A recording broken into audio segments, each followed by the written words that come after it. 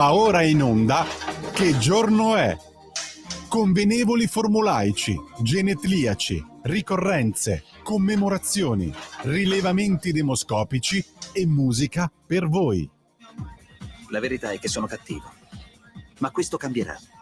Io cambierò. È l'ultima volta che faccio cose come questa. Metto la testa a posto, vado avanti, rigo dritto, scelgo la vita.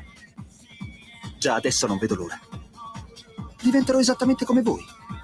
Il lavoro, la famiglia, il maxi televisore del cazzo, la lavatrice, la macchina, il CD e l'apriscatole elettrico. Buona salute, colesterolo basso, polizza vita, mutuo, prima casa, moda casual, valigie, salottoli 3 pezzi, fai da te, telequiz, schifezze della pancia, figli, a spasso del parco, orario d'ufficio, bravo a golf, l'auto lavata, tanti maglioni, Natale in famiglia, pensione privata, esenzione fiscale, tirando avanti, lontano dai guai, in attesa del giorno in cui morirai.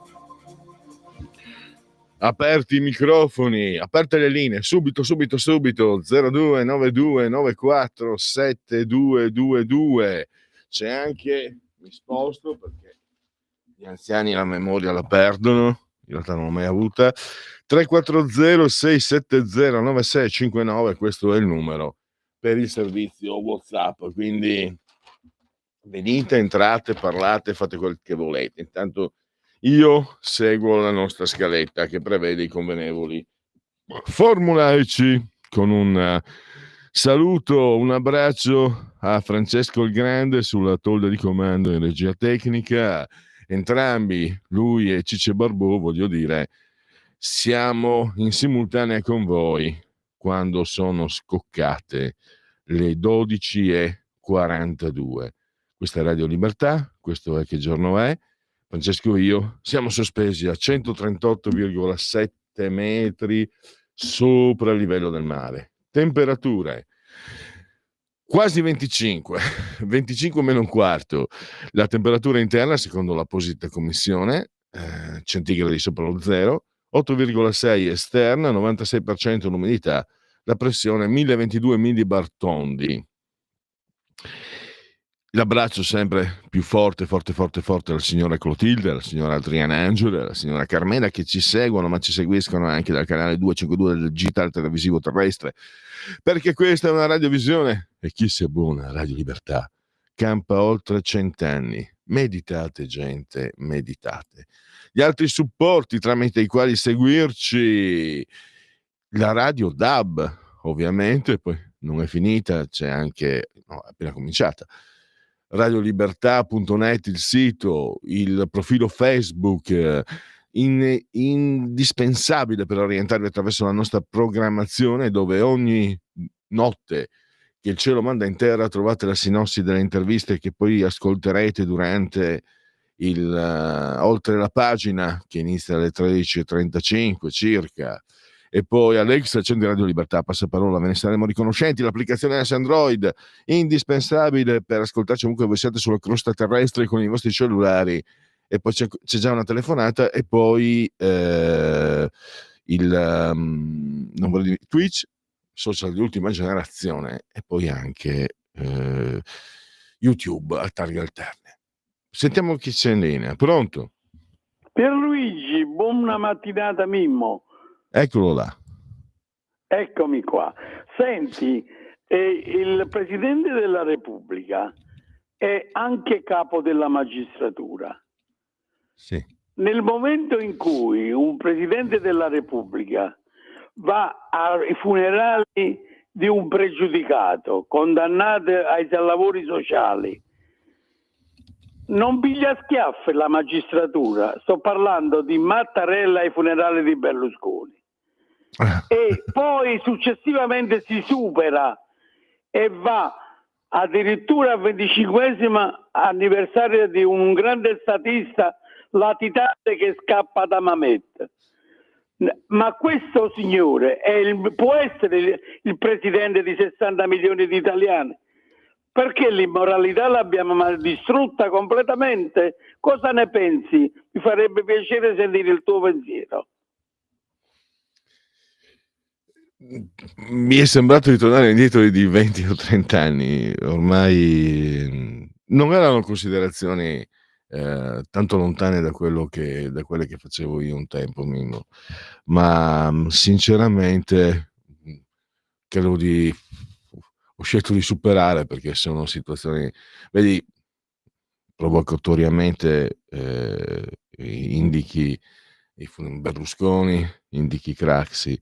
Io potrei indicarti dove l'hanno impoverito, il ministro della difesa Sergio Mattarella, che oppose un muro di gomma a Rifondazione Comunista e Lega, che continuavano a chiedergli a suon di interrogazioni conto di tutti i morti per il linfoma di Hodgkin, soprattutto coloro che avevano partecipato alla missione in Kosovo.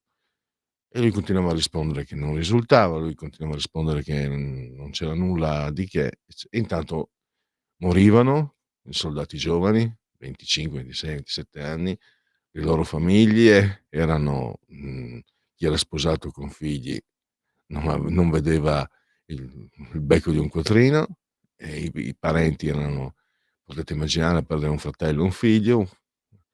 E quindi io mi fermo lì su Sergio Mattarella, e non a caso l'hanno fatto presidente. D'altronde prima hanno fatto presidente quello che benediva i carri armati in Ungheria nel 56. Facevano strame, Mimmo, se mi senti ancora, ascolta, te lo ricorderai. Io non c'ero, ma è storia. Hanno ucciso operai, migliaia di operai in Ungheria, i carri armati comunisti. E Napolitano ha detto: sono i carri armati del popolo, e l'hanno fatto presidente. Oscar Luigi Scalfaro è stato l'ultimo magistrato a emanare una condanna a morte in Italia, e l'hanno fatto presidente della Repubblica.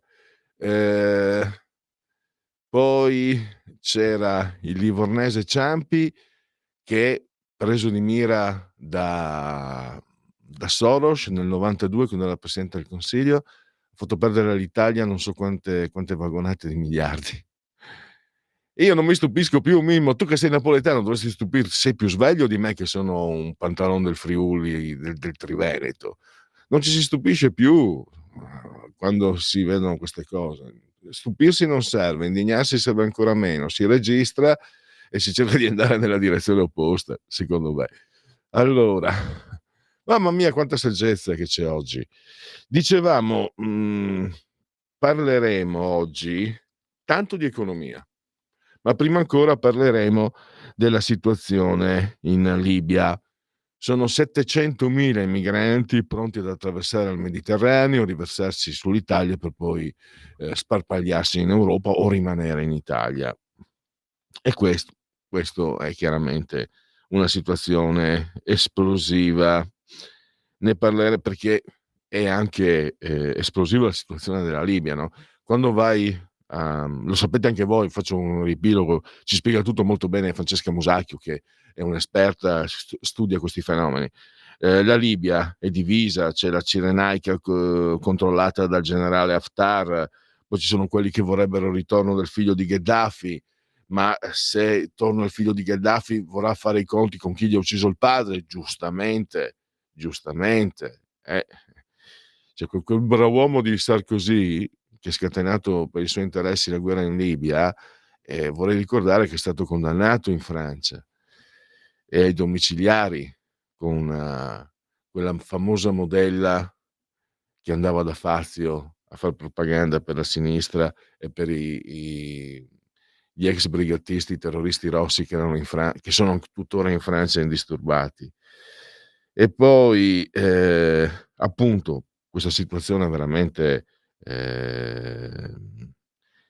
in Tripolitania invece ci sono diverse fazioni, quindi non è un interlocutore ed è difficile stabilire una pianificazione, un controllo con questa realtà.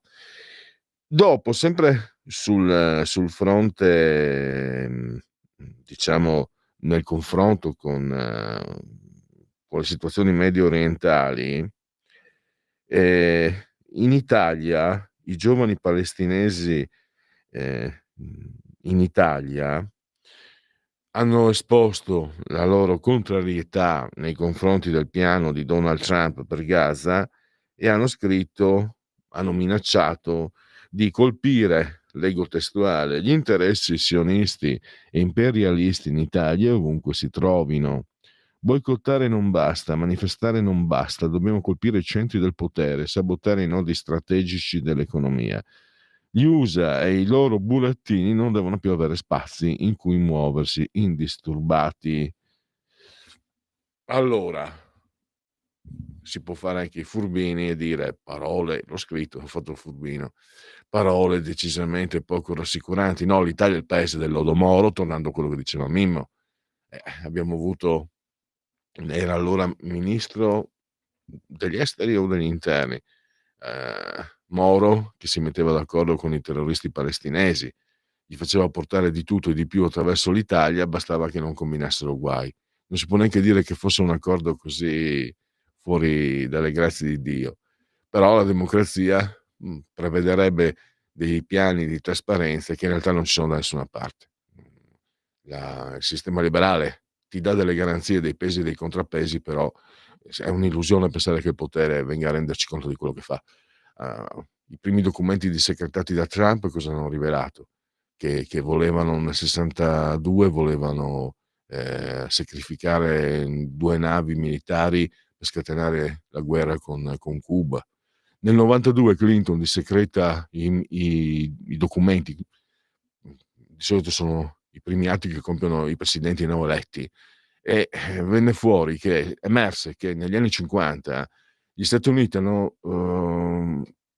compiuto una serie di esperimenti su larga scala, esperimenti radioattivi, gli effetti sulla popolazione, irradiando città come Filadelfia, Chicago, eccetera. E poi venne anche fuori, venne fuori un molto modo di dire, che Pearl Harbor era effettivamente era rimasta incustodita, indisturbata, doveva essere un'esca per i giapponesi, perché l'opinione pubblica americana non voleva saperne che gli Stati Uniti entrassero nel secondo conflitto mondiale e bisognava dargli un motivo. Hanno sacrificato Pearl Harbor. Non ho visto, tanto erano tutte cose, anche quella degli esperimenti, tutto sommato, cose anche abbastanza risapute. All'epoca non ho sentito scandalo. Mimmo, tutto il mondo è paese. E ne parleremo con Francesca Musacchio. Poi, per cui Parlamento, avremo l'onorevole Andrea Barabotti. Una situazione economica, io non sono qui per prendere in giro, cerco di essere, c'è la questione di deontologia, ma c'è anche la questione di credibilità. Negli ultimi mesi del 2004 ho intervistato addetti ai lavori che delineavano un prospetto positivo per l'economia italiana. Adesso ci sono degli scricchioli: è diminuito il PIL, la produzione industriale a dicembre 2024 ha segnato segno negativo per il 21esimo mese consecutivo. E quando è iniziato nel 23 questo trend si pensava fosse fisiologico, perché c'era stata una forte crescita gli anni prima, invece adesso non si ferma più. C'è stata una crescita a novembre del fatturato, più 1,3, però l'Italia non è isolata, è nel contesto soprattutto del mercato europeo. La Germania, lo sapete, con l'automotive, come si chiama adesso, il mercato dell'auto credo sia, è un disastro. La Germania non cresce, meno 0,2, la Francia barcolla, la Spagna sta un pochino meglio. Ci sono sul settore auto un disastro, meno 41% negli ultimi 10 mesi, meno 68% a ottobre, e continuano a parlare di auto green, complimenti, auto elettrica. E poi abbiamo sul segno dell'occupazione segni positivi, ma attenzione, stanno aumentando le ore di cassa integrazione. E come vedete, qui sto elencando situazioni preoccupanti. E poi in Germania i grandi gruppi hanno annunciato raffiche di licenziamenti, grandi gruppi, quelli delle auto, Volkswagen, l'Audi in Belgio ha già deciso che si fermerà questo mese qua, e poi a febbraio, e poi Bosch, Schaeffler, ThyssenKrupp hanno già annunciato tagli alla forza lavoro. E lo sapete, il mercato lombardo del manifatturiero posso dirvi anche quello veneto e quello friulano, per quanto mi risulta. In Lombardia ancora di più, sono strettamente legati alla Germania. Se la Germania rallenta la Lombardia. La Lombardia, io sono un immigrato qui in Lombardia, quindi non sono campanilista se dico che è la locomotiva economica d'Italia, e quindi se barcolla la Lombardia sono cavoli amari, cavoli senza zucchero per tutti. Ne parleremo con Andrea Barabotti, che rappresenta la Lega in Commissione Attività Produttiva a Montecitorio. E continueremo a parlare di economia con Giuseppe Liturri, che lo leggiamo sempre sulla Verità, su Star Mag, su Out, perché comunque in questo quadro va registrato che il PIL del quarto trimestre 2019 fino al 2024, l'Italia, insomma, degli ultimi 4 anni è cresciuta più di Francia e Germania. E il paese che ha reagito meglio alla crescita post-pandemica, e questi sono dati che vanno registrati, perché poi per avere un quadro completo della situazione li devi avere tutti, perché nella programmazione non puoi permetterti di essere pessimista o ottimista, devi avere tutti i numeri. La programmazione è fondamentale, io credo, in qualunque situazione, non solo quella economica, ma ancora di più in quella economica, è fondamentale per stabilire gli obiettivi. Gli obiettivi sono fondamentali perché dall'obiettivo dipende tutto quello che tu fai e decidi. Quindi ho fatto un elenco di situazioni preoccupanti che cominciano a essere negative, facciamo anche l'elenco di quelle che invece sono positive. E ne parleremo. Ci sarebbe, scrive Liturri, da attingere al PNRR, ma sembra quasi buffo dirlo, ma è difficile spendere i soldi del PNRR. Questo è il quadro per quanto riguarda il che giorno è, e mentre per oltre la pagina, e adesso ritorniamo da dove siamo partiti. Che giorno è? Il 24° giorno di piovoso. Vi aspettano i sondaggetti, i rilevamenti demoscopici, e vi aspettano anche naturalmente la musica per voi. E oggi abbiamo abbiamo roba buona. Oggi ho privilegiato Angelo Branduardi, perché Ray Manzarek, i Doors, era il tastierista di origine polacca. Lui era quello con quelle dita lunghissime, era in pratica l'anima musicale dei Doors e di Jim Morrison. Siccome i Doors erano 4, comunque quando ci saranno gli altri genetriaci dei componenti dei Doors ci sarà modo. Invece Branduardi da solo, anche se è la moglie che gli scrive i testi. Quindi faremmo sentire, ho scritto Riders on the Storm, che tra l'altro col tempo col tempo meteorologico che c'è qui a Milano può anche andare. E poi Angelo Branduardi. Allora, aspettiamo prima, dunque, facciamo una panoramica, aspettiamo le 13 prima di mangiare la canzone. Dunque, il Mary che mi scrive: il problema delle presidenze è sempre un male che ritorna per una cosa o l'altra, e tanta gente non approfondisce la cosa politicamente, se no non saremmo ridotti come siamo. Finalmente Mattarella ha riconosciuto le foibe, forse da qui si può capire che qualcosa può ancora cambiare, e mettere tanti puntini sulle i per capire veramente come sono andate le cose passate, nascoste o usate a fini di ideologia. Queste sono le parole di Mary, che quindi non chiude la porta all'idea che qualcosa si possa cambiare. Devo dire che sono rimasto quasi sorpreso da come si è sbilanciato Mattarella sulle foibe. A sinistra sono stati zitti, sono stati tutti zitti.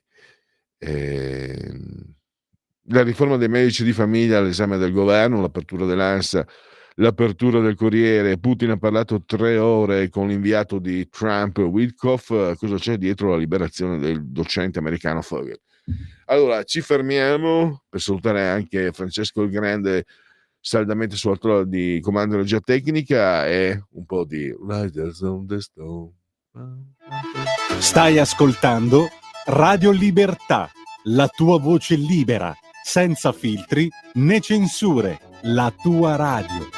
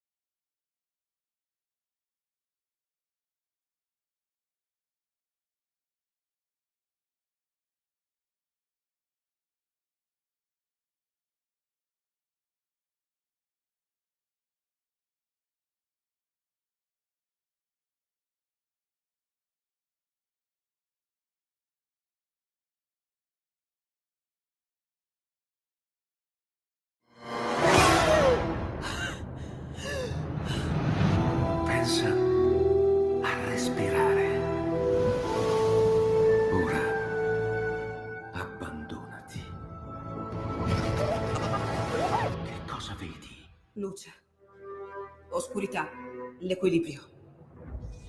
È tanto più grande. È stato un risveglio. Hai sentito? Conosco una sola verità.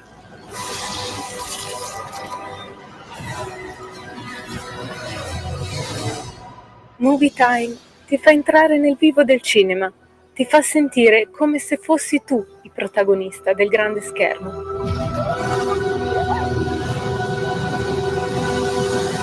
Ogni sabato dalle ore 16.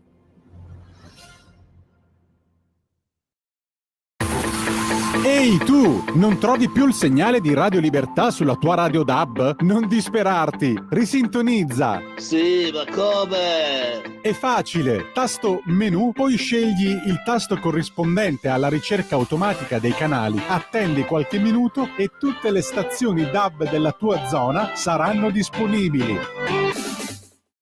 Un nuovo modo per sostenere la tua radio. Visita radiolibertà.net. Ti basta un click e potrai versare il tuo contributo volontario direttamente online. Potrai donare con ogni tipo di carta di credito, anche prepagata. Ti aspettiamo online su radiolibertà.net. Sostieni la tua radio con il tuo contributo volontario. Radio Libertà. La tua radio. Diamo voce alla nostra gente. In quanti ti promettono trasparenza, ma alla fine ti ritrovi sempre con la bocca chiusa e non puoi dire quello che pensi. Radio Libertà non ha filtri né censure, ascolta la gente e parla come la gente. Porta con te ovunque Radio Libertà. Scarica la app per smartphone o tablet dal tuo store o dal sito radiolibertà.net. Cosa aspetti? Ehi tu, non trovi più il segnale di Radio Libertà sulla tua radio DAB? Non disperarti, risintonizza. Sì, ma come? È facile, tasto menu, poi scegli il tasto corrispondente alla ricerca automatica dei canali, attendi qualche minuto e tutte le stazioni DAB della tua zona saranno disponibili. Giovedì 20 febbraio torna il World Radio Day, l'evento radiofonico più grande d'Italia organizzato da Radio Speaker. Una giornata gratuita e aperta a tutti per festeggiare il mezzo più amato di sempre, la radio. Potrai fare networking, ispirarti e formarti con i professionisti del settore e le più grandi star della radio italiana. Giovedì 20 febbraio ti aspettiamo al Talent Garden Calabiana di Milano per il World Radio Day. Non fartelo raccontare, ottieni subito il tuo pass gratuito su worldradioday.it.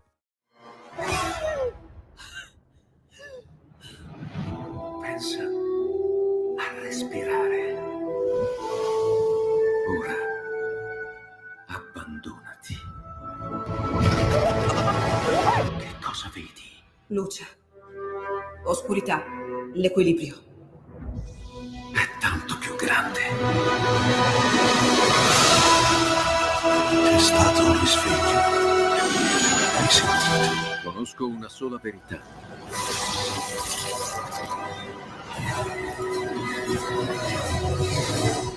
Movie Time ti fa entrare nel vivo del cinema, ti fa sentire come se fossi tu il protagonista del grande schermo.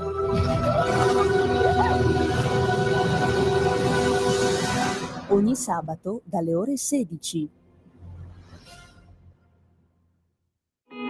In quanti ti promettono trasparenza, ma alla fine ti ritrovi sempre con la bocca chiusa e non puoi dire quello che pensi. Radio Libertà non ha filtri né censure, ascolta la gente e parla come la gente. Eccoci, non siamo scappati, anzi siamo sempre qua. Io direi che siamo proprio in tempo per avviare, dare l'abbrivio ai genetriaci ricorrenze e commemorazioni del 24° giorno di piovoso, che è un giorno del mese repubblicano, piovoso, più di così, che per tutti invece è un mercoledì 12 di febbraio, miarqui dell'anno gregoriano 2025 o 2025, che dir, sì, voglia. L'artefice delle teorie evoluzioniste, Charles Darwin. Darwin ha detto: il matematico è un cieco che cerca in una stanza buia un gatto nero che non c'è. Una volta una persona mi disse che io sembravo un bendato, una persona bendata in una stanza buia che cerca qualcosa che non c'è in una scatola nera. Però io non sono matematico. Allora, Abraham Lincoln, Abe, l'onesto Abe, la miglior cosa del futuro è che arrivano un giorno per volta. L'onesto Abe. Poi abbiamo Tirem innanzi, una frase storica di Amatore Scesa, un patriota milanese. Mentre, allora, io l'avevo, come dire, mi era stata esposta in questo modo. Lui è un patriota milanese, gli austriaci lo condannano a morte e quando lo portano, passano nel percorso che non mi ricordo se era verso il carcere o verso il patibolo, passa davanti alla propria casa Amatore Scesa, e la storia ufficiale che conoscevo io è che gli austriaci gli avevano detto se voleva fermarsi per salutare i congiunti, eccetera. Lui ha detto tirami innanzi. La versione, secondo un'altra versione invece, gli austriaci gli hanno chiesto di tradire, perché probabilmente in quella casa c'erano altri suoi altri patrioti come lui, eccetera, e lui invece di salvarsi tradendo ha preferito mi son de chei che parla in no. I milanesi, ragazzi, milanese, non si scherza con i milanesi. E poi nel bene come nel male, non sono, io gli voglio bene, ma ce ne sono certi che gli strozzerei a mani nude se potessi usare ancora pienamente la mano sinistra, gli squarterei certi, altri invece sono sacri, come tutti. Lorne Green, chi non si ricorda? Beh, i più vecchi si ricordano, quindi i giovani non possono ricordarselo perché non credo che abbiano mai visto Bonanza, Ben Cartwright. E poi abbiamo Uccio, l'allenatore della nazionale italiana di calcio, Ferruccio Valcareggi. Triestino come Cesare Maldini, della stessa regione, ma sono l'acqua e l'olio. Non confondete mai un triestino con un udinese, per cortesia, perché non va bene. Denotate soprattutto scarsa conoscenza di quel piccolo compendio dell'universo che è il Friuli Venezia Giulia. E poi Berzotto invece era friulano. Tra l'altro Berzotto, come Valcareggi, come Mancini, come Lippi e come Pozzo sono i 5 allenatori della nazionale italiana che hanno vinto un trofeo di grande rilievo. Pozzo ne ha 23 perché ha vinto anche le Olimpiadi, oltre 2 mondiali 34-38, Valcareggi gli europei del 1968, Berzotto i mondiali del 1982, Lippi i mondiali del 2006 contro la mia Francia, maledizione, e Roberto Mancini gli europei del 2020 giocati nel 2021. Non sono poi tanti, quindi come vedete. Uccio, lui è stato anche l'allenatore del memorabile, leggendario Italia-Germania e anche quello dei 6 minuti di Rivera in finale contro il Brasile, in Messico 70, mondiali del 1970. Franco Zeffirelli era lui chiaramente non era di sinistra. Sentite cosa ha detto poi vi dico di chi. È un poveretto messo lì che non sa nemmeno di cosa parla. Ecco, queste parole sono state dedicate a Walter Veltroni, neosegretario dei DS, PDS, PD. Gianfranco Corsi, il suo vero cognome e il suo vero nome.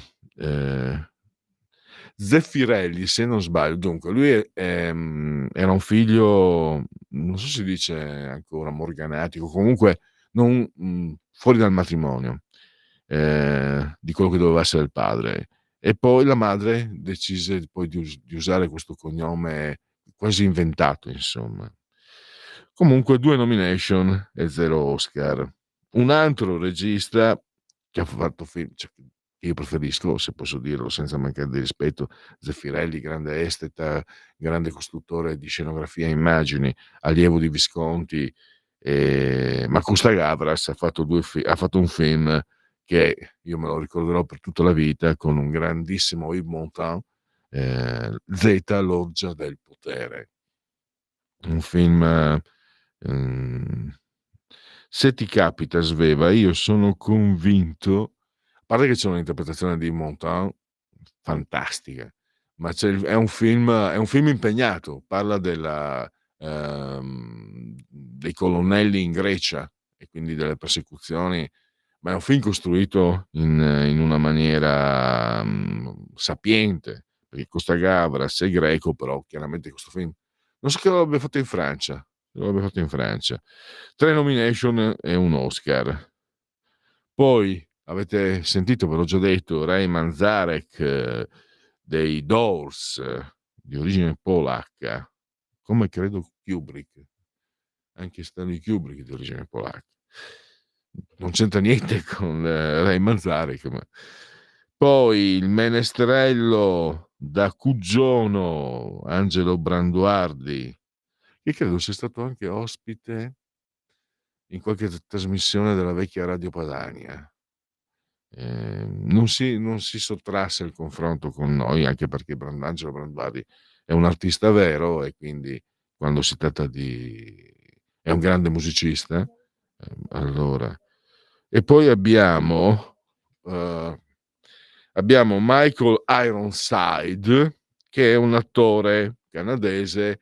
Qualcuno se lo ricorderà nei Visitors, prima serie, quella dell'84, credo, in Italia 1, credo l'ha trasmessa.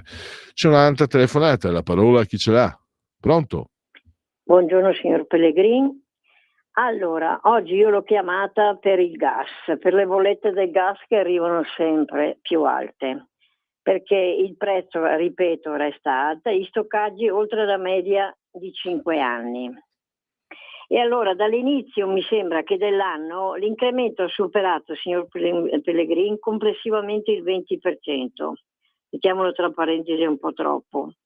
Allora, numeri che restano da circoletto rosso, secondo me, come quelli relativi allo stoccaggio della preziosa risorsa, che secondo un'elaborazione su dati SNAM e gas, infrastrutture europee.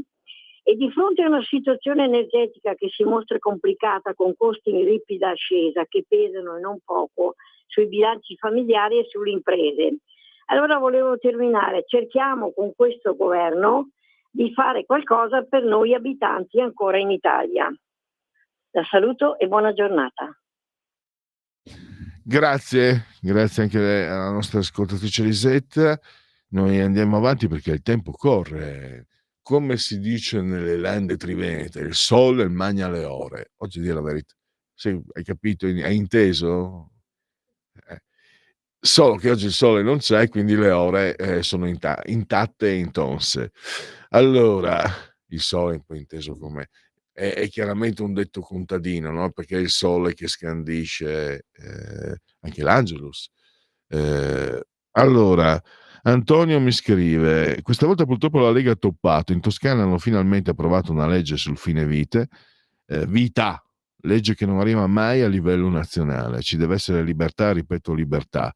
Se uno per motivi personali vuole soffrire, non deve imporlo anche agli altri, scrive Antonio. Tema delicatissimo e divisivo, che non per questo non deve essere affrontato, perché ci riguarda. Ha ricevuto critiche proprio da voi, ascoltatori, Zaia, perché stava portando avanti in qualcosa del genere oltre al fatto, la possibilità di cambiare sesso, Zaia spiegò: guardate che è la legge che lo impone. E quindi Luca Zaia, quella del cambiamento, che ci sia la possibilità medicale negli ospedali di fare questo tipo di intervento, quindi non puoi andare contro la legge.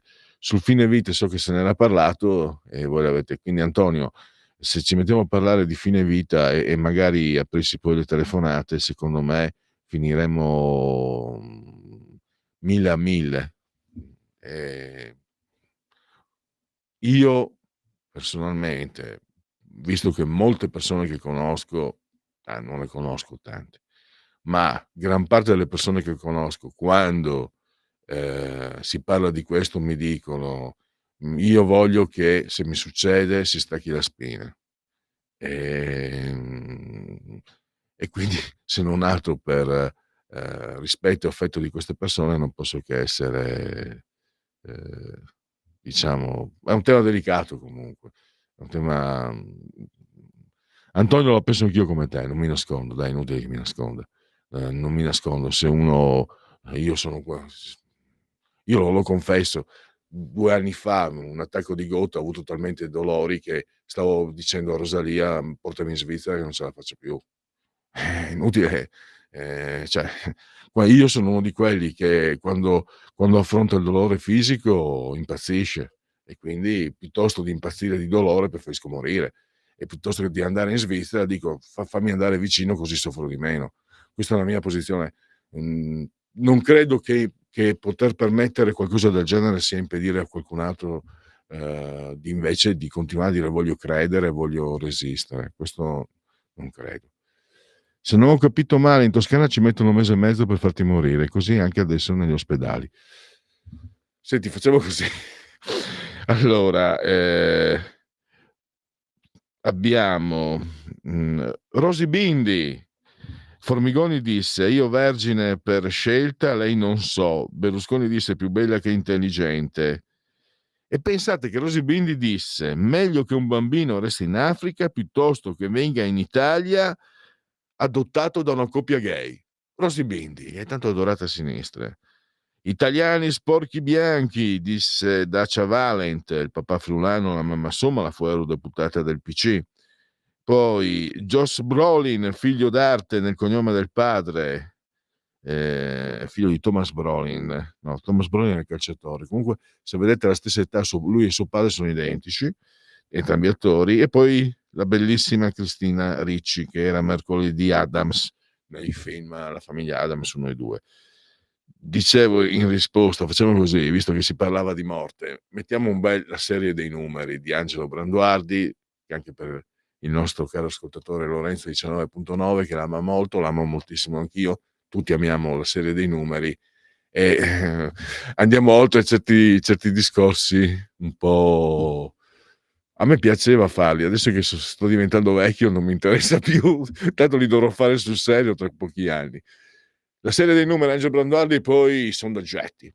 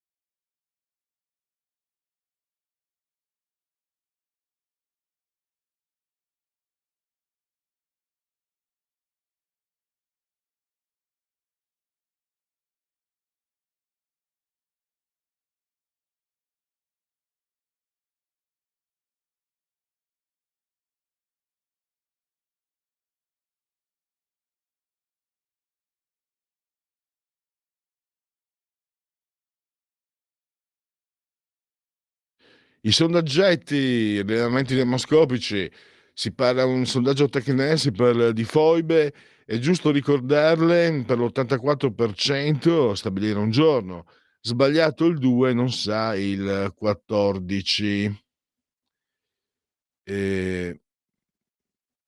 Se ne parla troppo poco per il 47%, nella giusta misura al 39%, 14% non sa. E questo è... Va bene, allora via la condivisione e azione lepre verso il prossimo sondaggetto.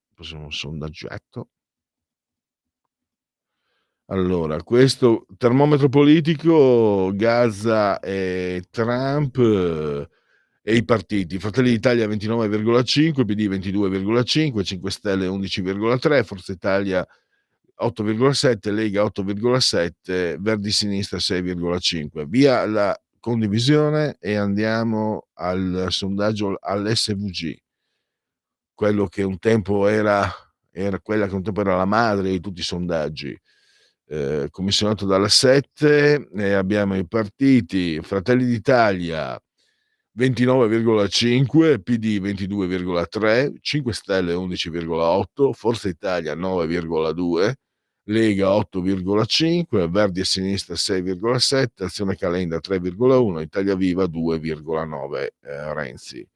Stop, andiamo all'intervallo, tra pochi minuti Francesca Musacchio, parliamo della situazione in Libia e anche i giovani palestinesi in Italia che minacciano fuoco e fiamme.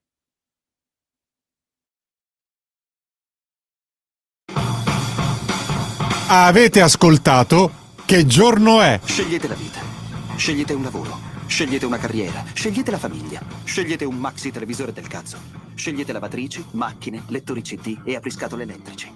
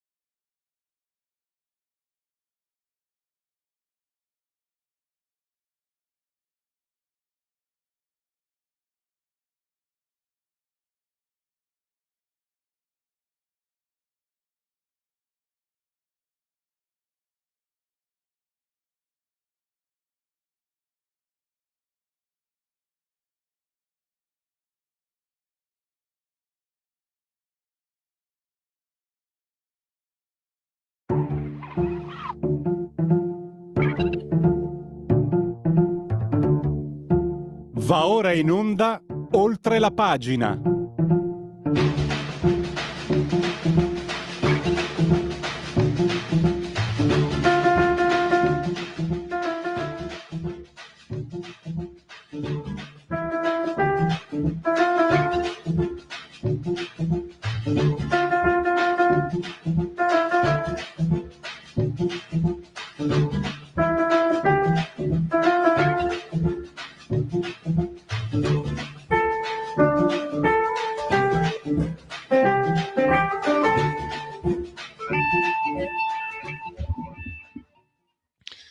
Eccoci di nuovo in diretta a Radio Libertà.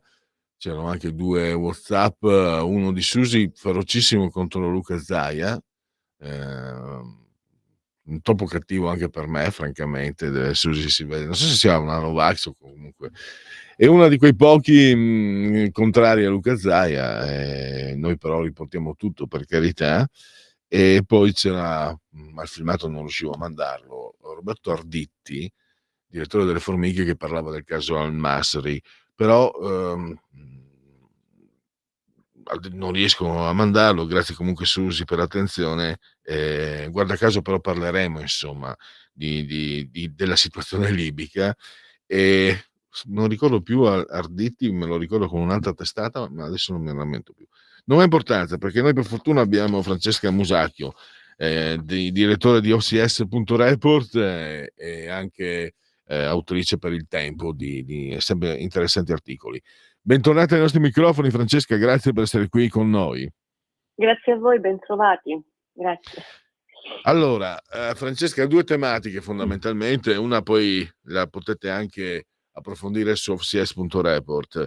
La tematica è quella libica, 700.000 persone pronte ad attraversare il Mediterraneo, riversarsi quindi prevalentemente in Italia, poi sparpagliarsi in Europa, ma anche restare in Italia. Una situazione esplosiva, una situazione che è di difficilissima gestione, lo spieghi anche la Tripolitania, il figlio di Gheddafi, la Cirenaica, cioè non hai un soggetto col quale interloquire, quindi molto complicato. E poi anche i palestinesi in Italia, che hanno, come dire, palabras de fuego, no? Hanno scritto palabras de fuego, hanno minacciato ritorsioni o azioni comunque non solo di protesta nei confronti degli Stati Uniti e dei loro servi, come protesta per quanto preannunciato da Trump per la striscia di Gaza. Allora cominciamo dalla Libia, cioè parlaci un po', facci un po' un quadro di una situazione veramente articolata. Guarda, la situazione della Libia, diciamo che dalla caduta di Gheddafi in poi è rimasta paradossalmente immutata nel suo caos. Questo possiamo affermarlo. Non si è riusciti in tutti questi anni a stabilizzarla. Un concetto, quello di stabilizzazione, che meriterebbe, come dire, un po' un approfondimento, perché bisogna capire che cosa intendiamo per stabilizzazione. Cioè, se noi intendiamo la stabilizzazione così come la intendiamo noi, con un governo all'occidentale, democratico, con le elezioni eccetera eccetera, temo che sarà un po' difficile, perché attualmente in Libia, sostanzialmente divisa in 2 grandi blocchi, ma poi con una serie di sottocategorie, diciamo, di entità che si muovono all'interno di questi 2 grandi blocchi. C'è quello di Tripoli, gestito da questo premier, chiamiamolo così, Beibah, che nessuno ha eletto, messo lì dalla comunità internazionale con un mandato scaduto, che però non gli ha impedito di continuare a fare il premier, perché garantisce alcuni interessi. Un personaggio che avrebbe dovuto, come fu Sarraj in passato, portare le elezioni che non si riesce a fare per una lunga serie di motivazioni, perché bisognerebbe mettere d'accordo troppe realtà che si dividono una serie di interessi economici importanti, come il petrolio, il gas, ma anche milizie che gestiscono il traffico di esseri umani, il traffico di armi, il traffico di droga, insomma gli appetiti sono tantissimi. E quindi, e poi dall'altra parte, diciamo, in Cirenaica, c'è Khalifa Haftar, questo maresciallo, questo generale potente, che a sua volta ha il suo piccolo impero, che gestisce con il suo esercito, con le sue milizie, che fa affari con altri paesi, la Russia, la Turchia, eccetera, eccetera, che fa affari anche con l'Europa, e ognuno si fa i suoi affari. Quindi trovare una figura che riesca a mettere insieme tutti questi affari, questi appetiti, è difficile, è molto difficile. La comunità internazionale nella sua totalità, dopo l'errore diciamo che io ho considerato clamoroso, perché insomma il periodo delle primavere arabe non è stato quello che probabilmente qualcuno si è immaginato, che poi in Egitto abbiamo al-Sisi, non è che abbiamo un sincero democratico eletto con elezioni che possono essere considerate esattamente come le intendiamo noi, quindi non capisco dove si... E in Libia abbiamo il casino, scusa il termine che abbiamo. All'interno di questo caos libico è chiaro che l'Europa, l'Italia dialogano, sono costretti a dialogare con questi vari poteri che ti ho appena descritto. Quindi tra tutti questi poteri, capi, capetti, c'è anche la milizia di al-Masri, ma non soltanto per la gestione dei immigrati, anche perché abbiamo interessi attraverso treni importanti estrattivi in quell'area. Quindi la responsabilità di tutto questo, ok, non è chiaramente del governo Meloni, perché insomma sono arrivati da poco tempo, però la responsabilità di tutto questo è della comunità internazionale, perché oggi, ad esempio, non viene forse neanche considerata, poi non so, nei dialoghi, nelle interlocuzioni ad alto livello, come dicono quelli che parlano bene, se questo argomento viene affrontato, ma ad esempio c'è una figura sullo sfondo in tutti questi anni, che è il figlio di Gheddafi, Saif, si dice essere stato il figlio prediletto addirittura di Gheddafi, che durante, diciamo, la reggenza del padre aveva fatto anche delle cose buone, importanti, che i libici ancora si ricordano e che forse, secondo alcune, diciamo, analisi, se si andasse al voto, mettiamola così, potrebbe anche catalizzare un buon risultato e forse sarebbe in grado anche di tenere insieme tutte quelle anime, così come aveva fatto il padre, no? Che oggi si combattono per la gestione della Libia da un punto di vista ovviamente economico, perché la Libia da questo punto di vista è ricca, è un paese ricco. Però il ruolo di Saif Gheddafi, ripeto, non so neanche se viene preso in considerazione, perché lui è stato condannato, arrestato, crimini contro l'Italia, eccetera, eccetera, eccetera. Oggi non si sa dove vive, però questo è recuperabile su Google, non lo sto dicendo da fonti segrete, addirittura godrebbe della protezione di quella stessa milizia che nel 2011 lo arrestò durante appunto la caduta di Gheddafi e che lo tenne detenuto per un po'. Quindi vedi come cambiano gli equilibri, e questo probabilmente dovrebbe suggerire a qualcuno, io sono differente, io non sono nessuno, quindi ovviamente non mi permetto di segnalare, neanche di consigliare, che forse però determinate figure in determinati contesti, come dire, al netto delle decisioni della Corte Penale Internazionale, perché anche in questa storia c'entra, forse sarebbero gradite, cioè stabilizzare la Libia significa anche far stare meglio i libici, ok? Che a loro volta sono pieni di immigrati, ok? E anche loro cominciano a non poterne più di questi immigrati.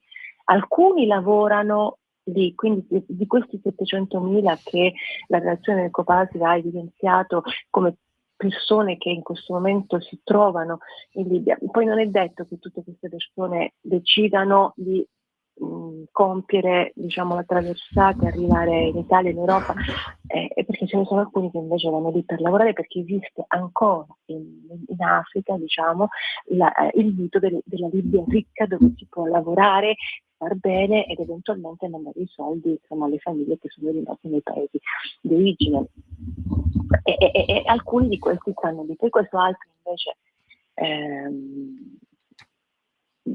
decidono di andare via, ma noi non sappiamo con esattezza se questi 700.000 di cui parla il Copasir sono esattamente tutti intenzionati ad attraversare il Mediterraneo. Potrebbe essere, ma basterebbe anche solo una piccola parte per destabilizzarci ulteriormente, destabilizzare l'Italia e l'Europa ulteriormente, quindi non è che devono necessariamente arrivare 700.000, basta un'estate con 50-60.000 arrivi, ecco fatto che tu hai tu Italia un problema. Quindi l'idea di mantenere dei rapporti con la Libia e di dover combattere anche, o meglio trattare anche con qualcuno che non incarna esattamente lo spirito democratico, in alcuni casi è utile.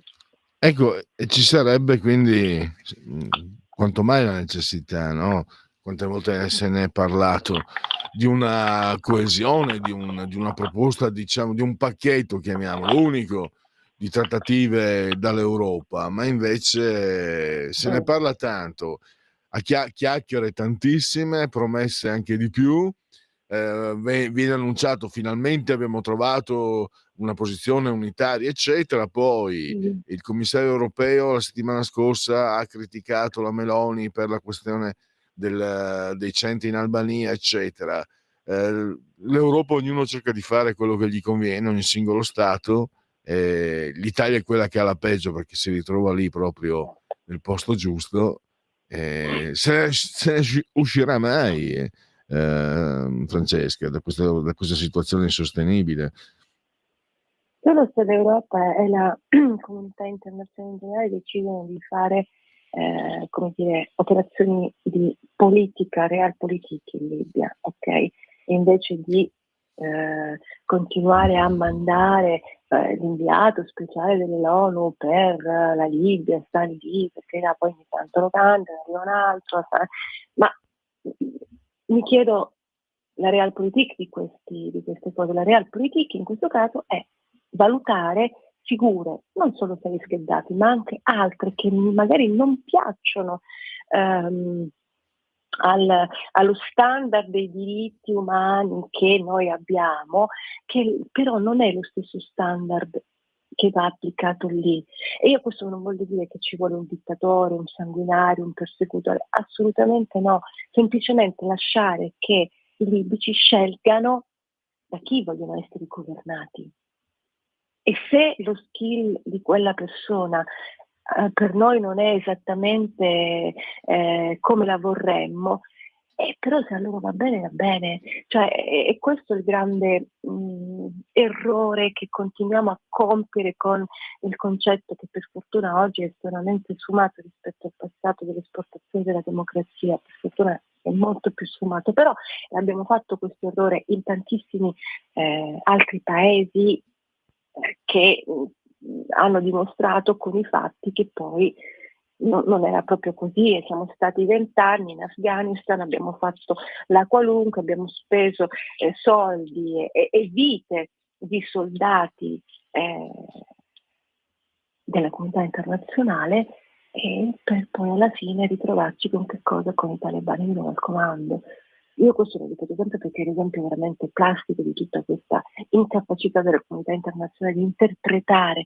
Io non voglio dire che in Afghanistan debbano governare i talebani, anzi ci sono afghani che molti non accettano, soprattutto dopo 20 anni di non governo dei talebani. È chiaro che il passaggio è stato drammatico, però anche lì è possibile che ce ne siamo andati lasciando la palla a chi abbiamo combattuto per tutti questi anni, non ci siamo resi conto di cos'erano, l'abbiamo scoperto dopo. Cioè la comunità internazionale a volte è come se fosse impazzita, come se non capisse le cose. È difficile da spiegare, anche perché anche per una persona come me che queste cose le segue tutti i giorni, a volte le cose sono veramente poco interpretabili.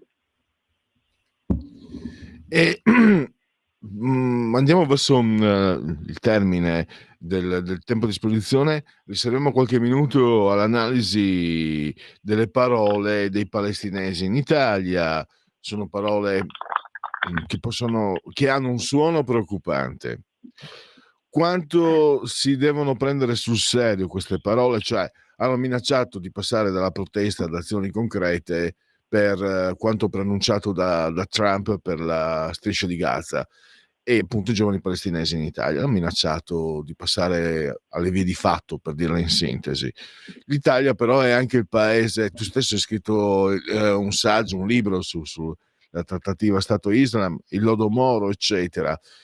Però è anche vero che ci sono, quante volte ne abbiamo parlato, sono i lupi solitari, non sono controllabili, eccetera, eccetera, eccetera. Poi io provo a immedesimarmi, certe volte, io parlo in generale, certe volte senti le persone che parlano, anche noi, io stesso, parliamo dei lupi solitari, parliamo, certo, spesso e volentieri sono tali perché non sono controllabili, però se ci medesimiamo, non voglio essere un propal, non lo sono nella maniera più assoluta, anzi sono il contrario, però se tu hai avuto i genitori, il fratello, la moglie, i figli uccisi dai bombardamenti con gli israeliani, con gli americani, quello che è, insomma, io non mi stupisco che un uomo sia animato da sentimenti di profonda e sanguinosa vendetta, cioè questo dobbiamo aspettarcelo, non nel senso che, non voglio dire che ha ragione lui, voglio dire che però umanamente non sono eventi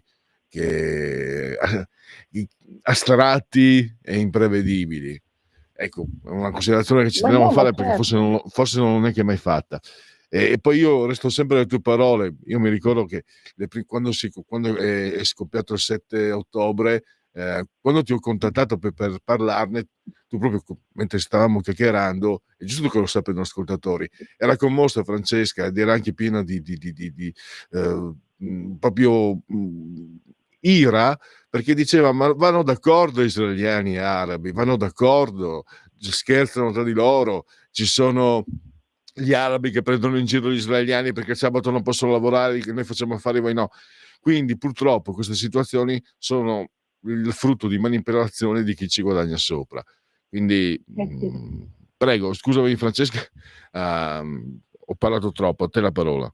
No, ma hai detto le cose giuste, e il dolore che ho provato io a tutte le persone che conoscono quella terra perché ci sono stati, perché ci hanno vissuto un tempo breve o lungo che sia, è fortissimo, perché le comunità di persone normali, ok, le persone normali che tutti i giorni vanno a lavorare, come abbiamo in tutti i paesi del mondo, hanno una dimensione di equilibrio che è molto diversa da quella che arriva dai bombardamenti a Gaza, ok?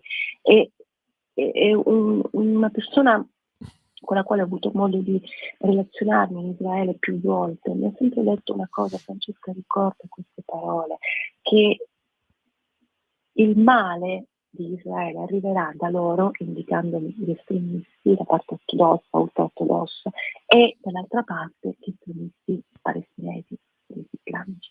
Sono loro il male di questa terra, i due estremismi, perché noi, popolazione che viviamo, che lavoriamo, alla fine il nostro equilibrio lo abbiamo già trovato. Ma quando ci mettono in mezzo gli estremisti, quindi nella fattispecie Hamas, e dall'altra parte i partiti radicali che vogliono la distruzione dei palestinesi, allora lì il punto di equilibrio non si trova. E poi ha aggiunto, poi c'è la politica e le autorità mondiali a livello internazionale, non soltanto quelle degli israeliani e palestinesi, le autorità in generale, perché evidentemente a più parti ha sempre fatto comodo mantenere quell'instabilità. Il peccato originale in questo contesto, ad esempio di Hamas, che è un gruppo terroristico, va chiamato per quello che è, che ha esposto la popolazione, la sua stessa popolazione al massacro, li ha usati come scudi umani. Questo va raccontato, va detto, perché altrimenti anche i giovani palestinesi, che possono avere le loro ragioni nel momento in cui vedono massacrata la famiglia, devono capire però che dall'altra parte chi ha portato questo massacro sono i loro stessi gruppi, quindi Hamas, che hanno esposto la popolazione a questo. Perché? Perché il peccato originale di Hamas qual è stato? E credo che lo pagherà in termini, diciamo, chiamiamoli politici, anche se non sono prettamente politici, ma chiamiamoli politici, è quello di aver stretto l'accordo con l'Iran. Hamas è sunnita, gli iraniani sono sciiti, il mondo sunnita, il mondo arabo sunnita non ha per nulla gradito la posizione, diciamo l'alleanza fra l'Iran e Hamas, e questo Hamas lo sa perfettamente. Quindi nel momento in cui tu hai un Iran debole, anche la stessa Hamas potrebbe avere dei problemi. Guardiamo, diciamo, con un occhio un po' più ampio la posizione dei paesi arabi, paesi musulmani sunniti nei confronti di Gaza. Hanno ovviamente tutti condannato i bombardamenti, la guerra, eccetera, eccetera. Ma chi di questi paesi arabi sunniti, musulmani sunniti, ha fatto qualcosa per fermare in modo palese? Le dichiarazioni sono arrivate da tutte le parti, per carità, ma poi alla fine l'impegno concreto dov'è? Anche oggi che si parla di trasformare Gaza in qualcos'altro, ok? Al netto di dichiarazioni contrarie, poi nei fatti noi non sappiamo se effettivamente sono così contrari, perché Hamas ha fatto un errore strategico, ok? Vendendosi al nemico per avere che cosa? Per arrivare nella falsa, probabilmente, questo è quello che penso, nella falsa convinzione che quell'attacco a Israele avrebbe comunque visto il plauso dell'intero mondo musulmano sunnita, ma così non è stato, perché poi gli accordi di Abramo raccontano un'altra storia, in questi anni hanno raccontato un'altra storia, e con l'Arabia Saudita gli accordi di Abramo, diciamo sotto banco, pare che siano andati avanti anche durante il conflitto a Gaza, e che Bin Salman, che è un personaggio particolare da questo punto di vista, che sta cercando a suo modo, con delle dinamiche, delle tempistiche che noi ovviamente non possiamo comprendere perché non viviamo quella realtà, sta cercando di far fare dei passi avanti, di modernizzare, tra virgolette, l'Arabia Saudita. In questo contesto ovviamente quello che ha fatto Hamas è totalmente fuori dal perimetro dei suoi progetti, e quindi lì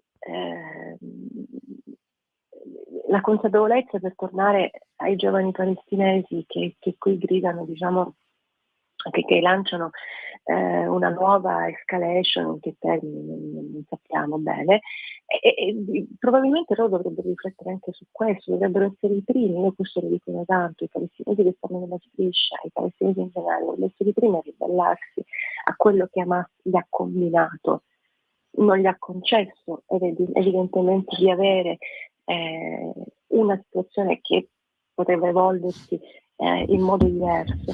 Quindi probabilmente se la dovrebbero prendere anche con Hamas stesso, dovrebbero liberarsi di Hamas. Al momento non vedo in Palestina a Gaza, non vedo elementi rassicuranti, almeno ufficialmente. Poi in quei territori, parliamoci chiaro, delle informazioni veramente indipendenti non è che ne sono arrivati in questo anno. Noi ci stiamo ancora interrogando sui dati dei morti, che anche uno solo per me sarebbe stato drammatico, però noi abbiamo i dati sulle persone morte, ce le fornisce a Gaza. Poi l'ONU ha fatto una specie di report dicendo sì, alcuni di questi che abbiamo suicidi eticidi, non mi ricordo, ma il rapporto è recuperabile in rete tranquillamente. Qualcosa di questo l'abbiamo controllato, ma non si arriva con le cifre, poi gli altri sono difficili da controllare, insomma ha dato una risposta un po' salomonica, no? Però noi non abbiamo un altro racconto, quindi sappiamo davvero se i palestinesi che stanno nella striscia, come dice Trump, vogliono andarsene o no. Io questo non lo so, non sono nella striscia, non ho avuto modo di verificare con i miei occhi, e dalle informazioni che mi arrivano ci sarebbero alcune,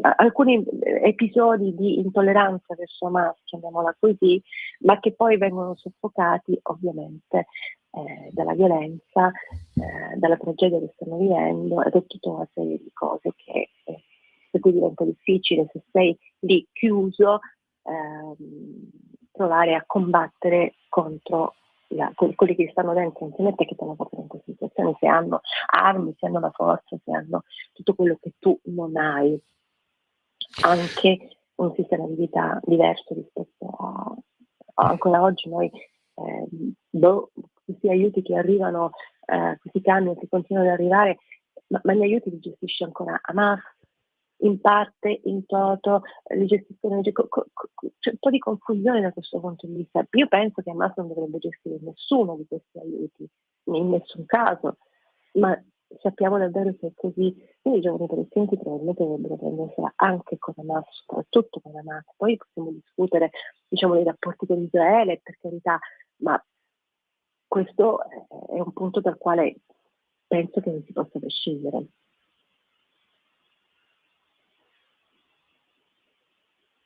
Pronto?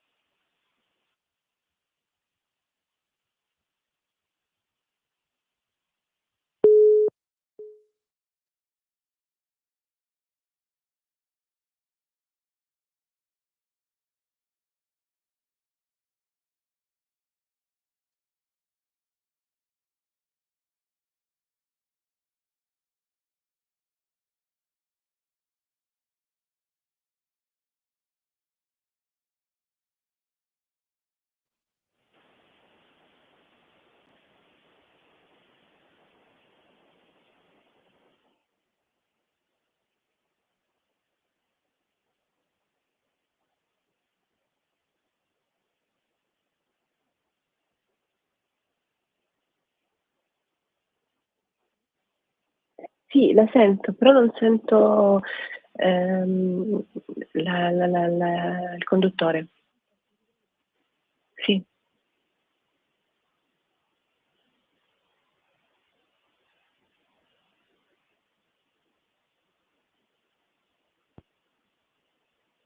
Per conto mio. Pronto? Eccomi, forse adesso ci siamo. Scusa, Okay. Francesca, scusa, c'è stato un problema. Ti ho fatto richiamare perché era brutto lasciarsi così, che non si dica che sono un maleducato. No, assolutamente, è stato un problema di linea, avevo capito. Allora, grazie ancora. Ricordo ancora FCS.report. Francesca Musacchio, grazie e a presto. Grazie a voi, a presto, buona continuazione, grazie.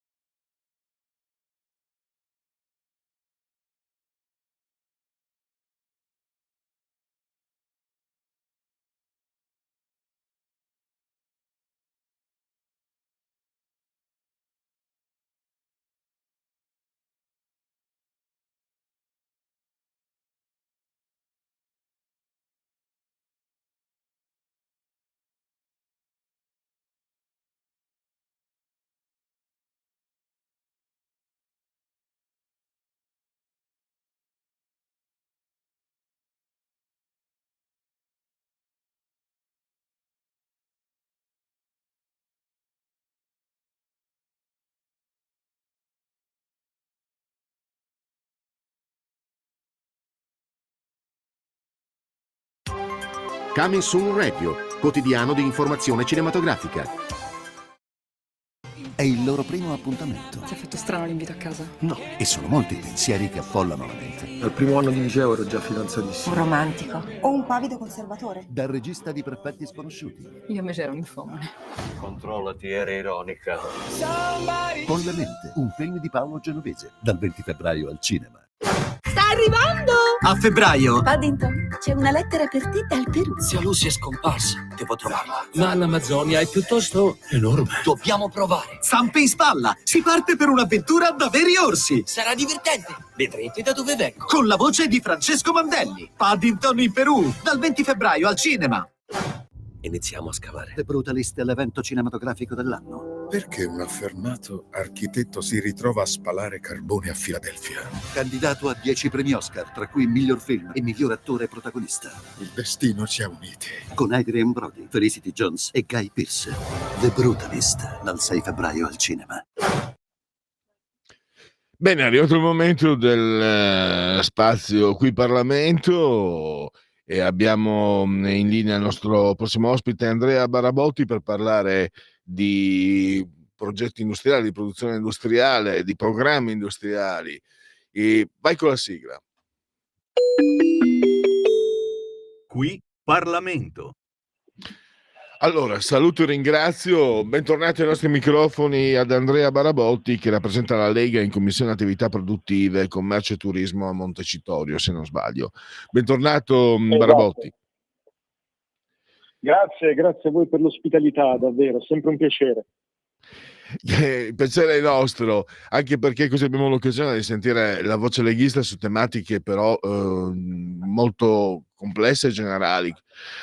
Oggi parliamo di produzione industriale, i progetti industriali.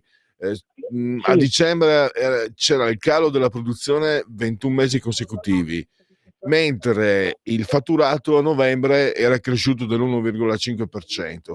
Io, ascoltando sempre addetti ai lavori, come lei anche che del ramo, che segue questo ramo, fino a dicembre devo dire che si parlava sempre in termini positivi, ottimistici, le cose andavano bene.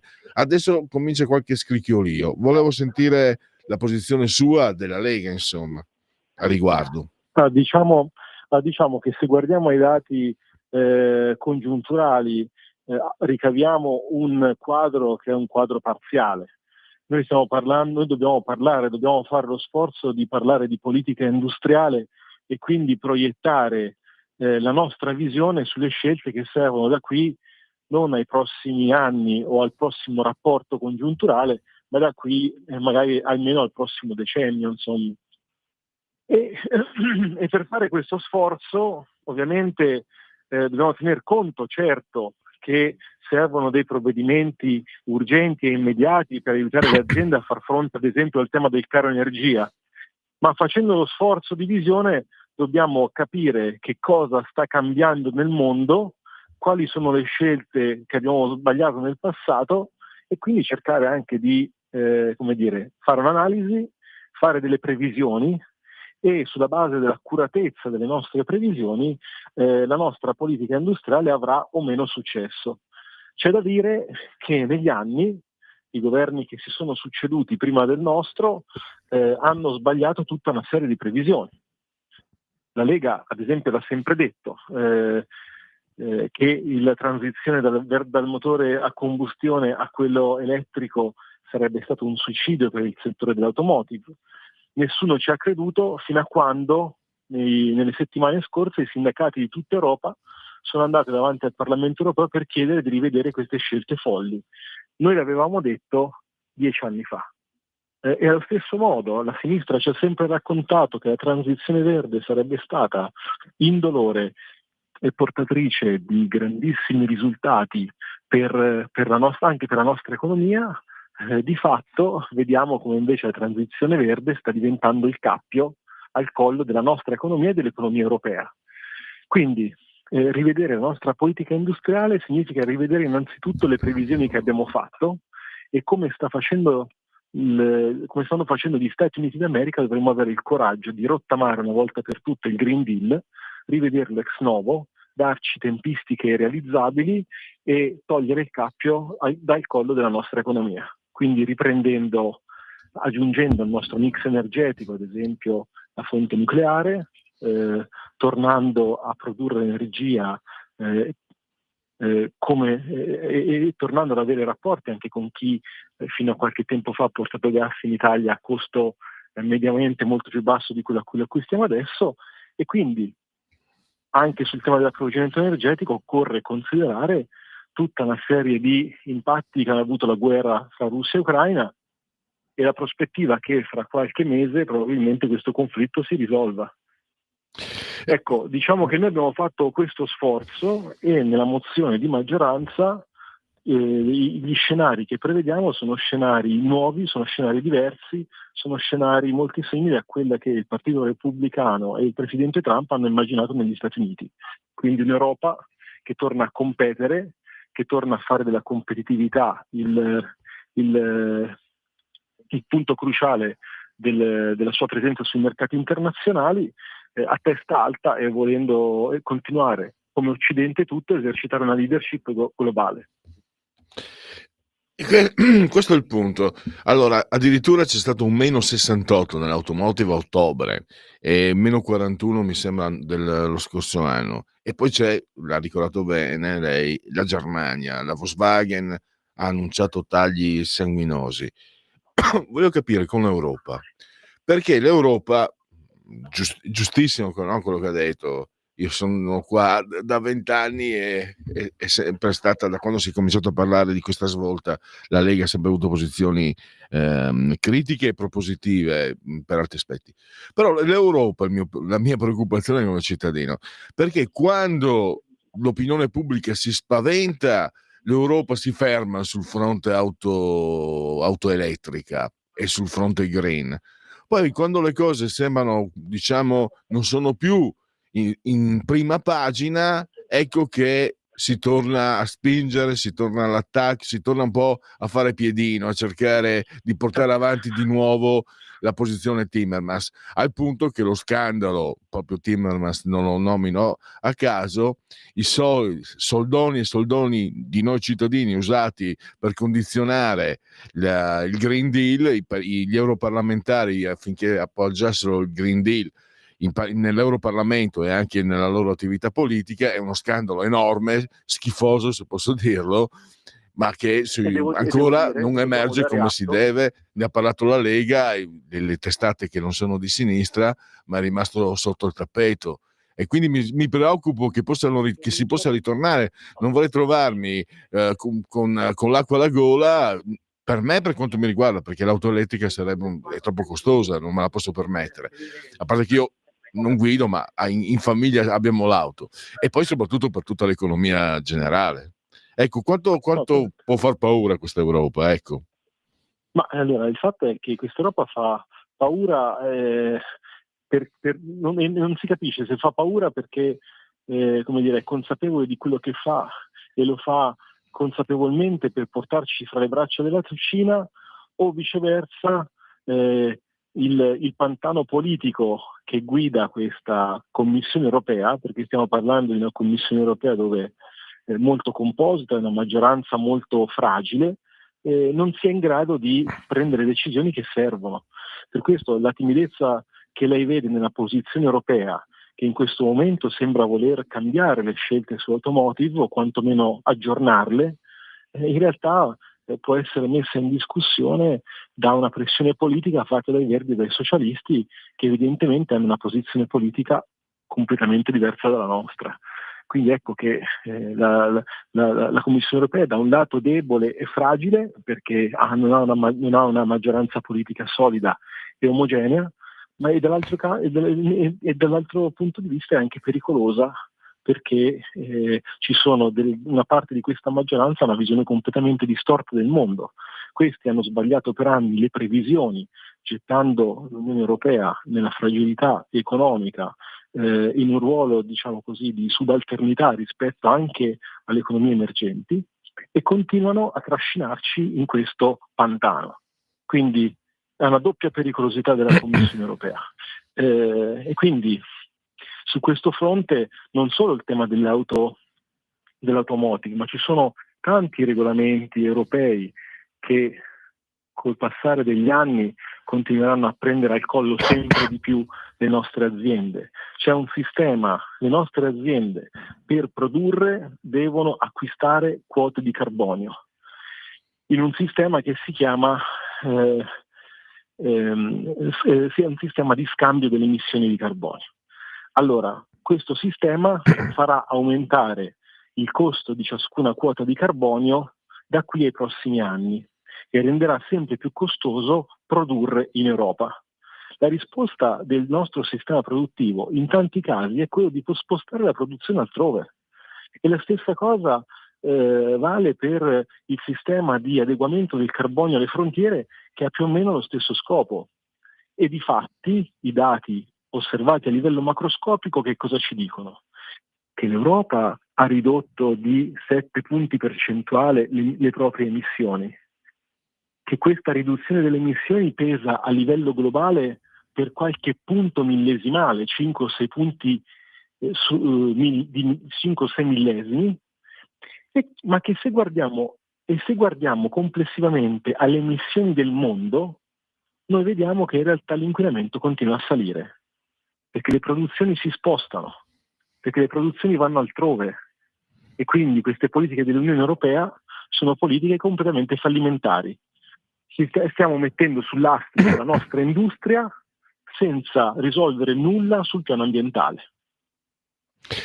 E per chiudere allora, guardando il panorama internazionale, lei è stato chiaro, dobbiamo fare assolutamente quello che sta facendo Trump negli Stati Uniti.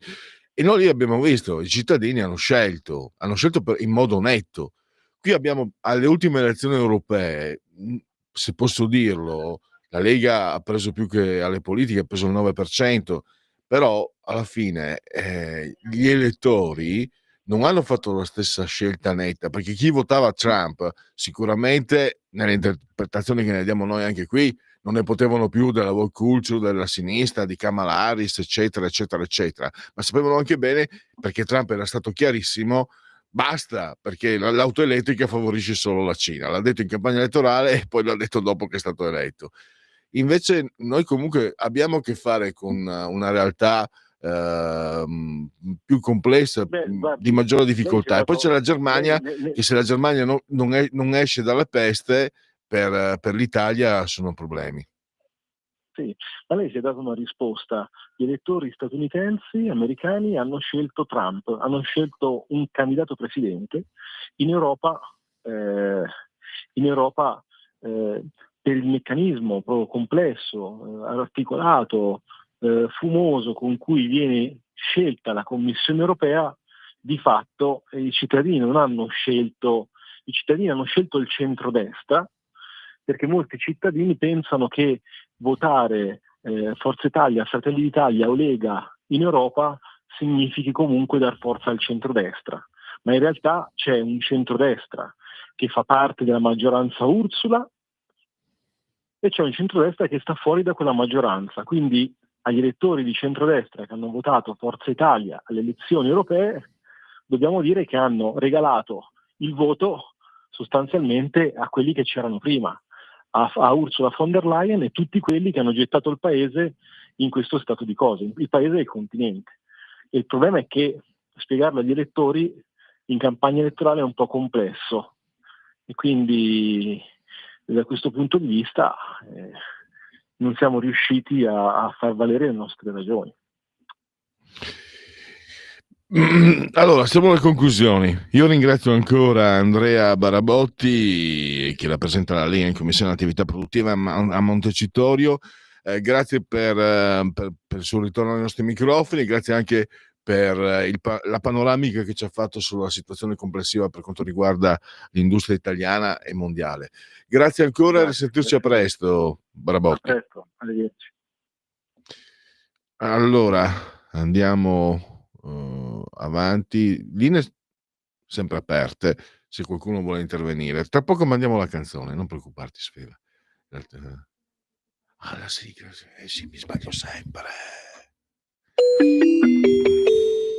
Qui Parlamento. Allora, mi sbaglio sempre, i vecius in siminis. Dunque, se volete intervenire, tra poco mandiamo una canzone, poi andiamo a chiudere questo spazio con Segui la Lega. Allora, il vero problema nell'Europa sono i francesi e olandesi, che sono tuttora i colonialisti con interessi con l'Africa, quindi terranno sempre il freno tirato, scrive Marco da Cassano Magnago. Allora, premesso che avendo io sangue francese nelle vene, sto tutta la vita dalla parte dei francesi e questo non lo può togliere nessuno. Credo che la Francia sia un problema per l'Italia soprattutto, perché il problema per l'Europa sono la Francia e la Germania, secondo me, che hanno fatto sempre quello che volevano. La Francia con lo schifo, con la schifezza del France Afrique, perché io sono onesto, sto con i francesi, ma non nascondo che non funziona, quello che è stato fatto di sbagliatissimo, quello che ha fatto Sarkozy in Libia poi è vergognosissimo.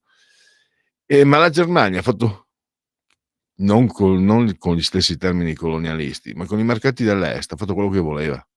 Ha giocato di rimbalzo quei paesi dove non si poteva, invece lei è entrata lo stesso, eccetera. A noi che la Germania faccia questo non provoca danno, perché più soldi si fanno in Germania, più soldi si fanno in Italia, soprattutto in Lombardia, ma anche nel Triveneto, ve lo garantisco. E più soldi si fanno in Lombardia e nel Triveneto, più soldi si fanno in Italia, staremo meglio tutti. Invece per l'Europa la situazione è questa, che ognuno ha fatto quello che voleva, sono mancati dei grandi leader, al punto che stiamo ricordando come di un... Io mi ricordo tre secolai,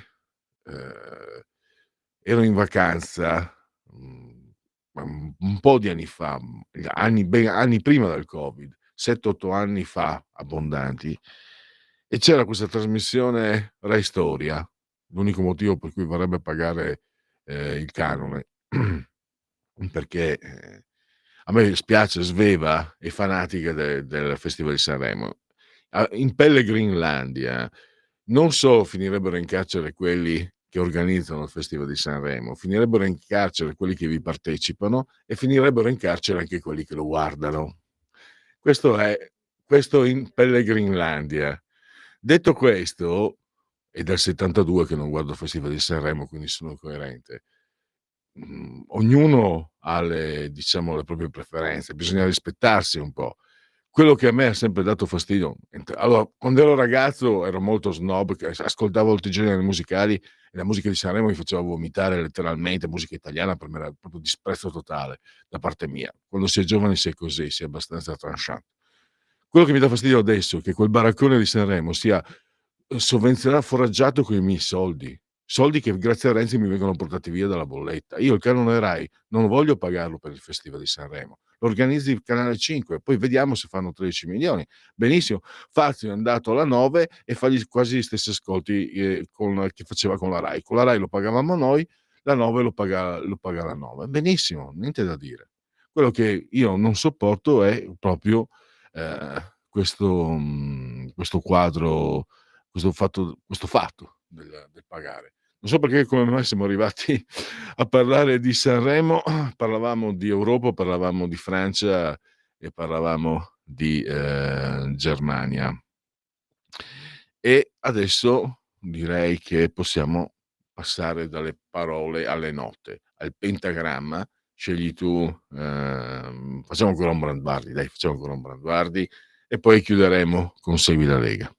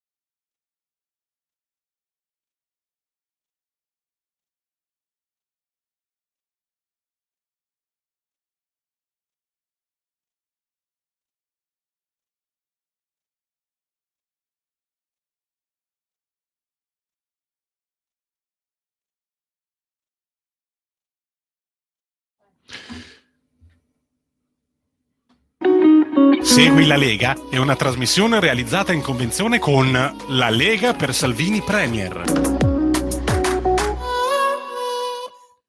Segui la Lega prima che la Lega segua te la Marciana, seguisca te la Pellegrina. Sono sul sito legaonline.it, scritto legaonline.it, tante cose potete fare, iscrivervi alla Lega, si versano 10 euro, oppure potete firmare per sostenere le forze dell'ordine e anche naturalmente le iniziative, le proposte della Lega nel DDL sicurezza e poi il calendario delle feste. Il 2 per 1000 D43 sono soldi che lo Stato si tiene, ma noi possiamo dirgli guarda, spendili in quella direzione. Questo è un redazionale della Lega, quindi veramente con cuor contento indichiamo il D43 nel tuo 2 per 1000, il D di Domodossola, il 4 il voto in matematica, il 3 il numero perfetto. E poi abbiamo le apparizioni radio-televisive di loro, degli eroi della Lega e i suoi politici, il sottosegretario alla pianificazione economica Alessandro Morelli questo pomeriggio alle 17:15, rubrica Economia, emittente Sky TG24, Riccardo Molinari questa sera alle 20:30, 4 di sera con il presidente dei parlamentari leghisti a Montecitorio. Sabato 15 febbraio, Punto Europa, Rai 3, con l'europarlamentare Susanna Ceccardi alle 10:05, ora presta per chi vi parla. Sabato 15 febbraio alle 20:30, 4 di sera con Laura Ravetto, 20:30 Rete 4, e direi che per Segui la Lega sa sufi.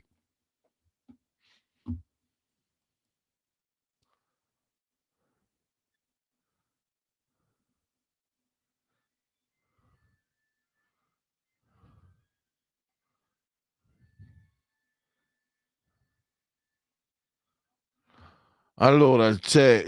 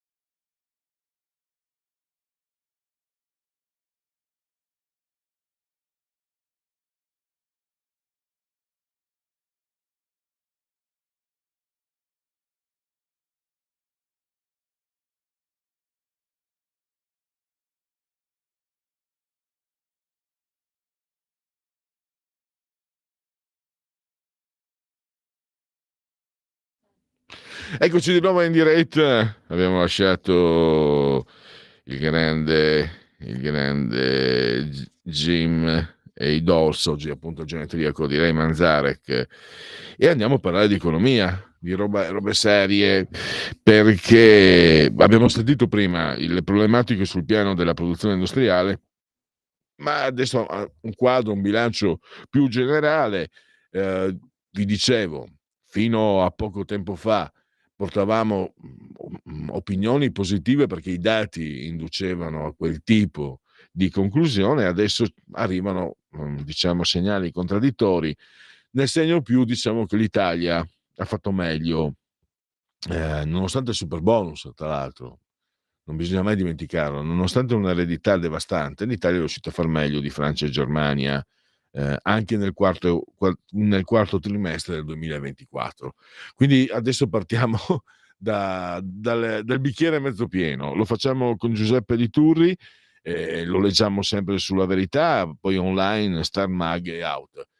Credo sia in collegamento Skype. Bentornato ai nostri microfoni, dottor Liturri, e grazie per la sua consueta disponibilità. Trova un ristorante vegetariano nelle vicinanze. Trova un ristorante vegetariano sì, bisognerà mangiare insalata qui, perché, ma a parte che con i prezzi che ha l'insalata non lo so se sarà possibile. Vediamo se Giuseppe Liturri mi ascolta, mi sente. Pronto? Sì, io la sento, sì. C'è stato un qui pro quo del computer. Allora, no, dicevo, cominciano le notizie controverse, il PIL che non cresce come ci si aspetta, però c'è anche la crescita. L'Italia cresce più di Francia e Germania nell'ultimo trimestre del 2024, quindi possiamo partire dal bicchiere mezzo pieno, però ci sono tante informazioni, tanti dati da mettere insieme per comporre il quadro del futuro economico italiano. Prego. Sì, cominciamo da quello che è accaduto negli ultimi 2 trimestri del 2024, poi proprio l'ultimo trimestre del 2024 è quello che il cui dato abbiamo appreso qualche giorno fa. Allora, tutti frenano, questo è il tema, tutti frenano, quindi la salute del settore manifatturiero, soprattutto in generale, delle economie dei principali paesi dell'Unione Europea è precaria. Cioè siamo tutti coinvolti da uno strutturale, direi, rallentamento causato soprattutto, mettiamo subito le cose in chiaro, da scellerate scelte di politica industriale che sono state fatte a Bruxelles. Dalla crisi energetica al Green Deal e già basta. Ora, qual è il punto che io ho sottolineato? È vero, l'Italia sta rallentando, però si è rotto un equilibrio che era a nostro sfavore, che ha contraddistinto tutto il secondo decennio di questo secolo appena cominciato. Cioè dal 2010 al 2019 il nostro paese era prigioniero, era in una trappola di sviluppo, mentre Francia e Germania erano paesi che per vari motivi crescevano più di noi. Perché parlo solo di Francia e Germania? Perché soprattutto la Germania è la potenza manifatturiera della UE, dell'Unione Europea, per cui con quella ci dobbiamo confrontare. Poi si è rotto l'equilibrio con il Covid e il lockdown e si è rimescolato tutto, e da allora l'Italia è sistematicamente avanti alla Germania trimestre per trimestre in termini di crescita del PIL.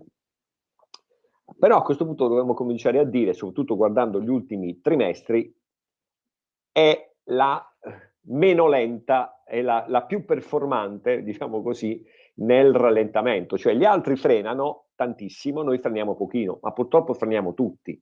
Questo è il dato che emerge da dall'ultima rilevazione del quarto trimestre. E in questo interrogarsi circa le cause è interessante. Perché cos'è cambiato? Beh, è cambiato un fatto importantissimo, e cioè che le regole di bilancio dal 2020 sono state sospese.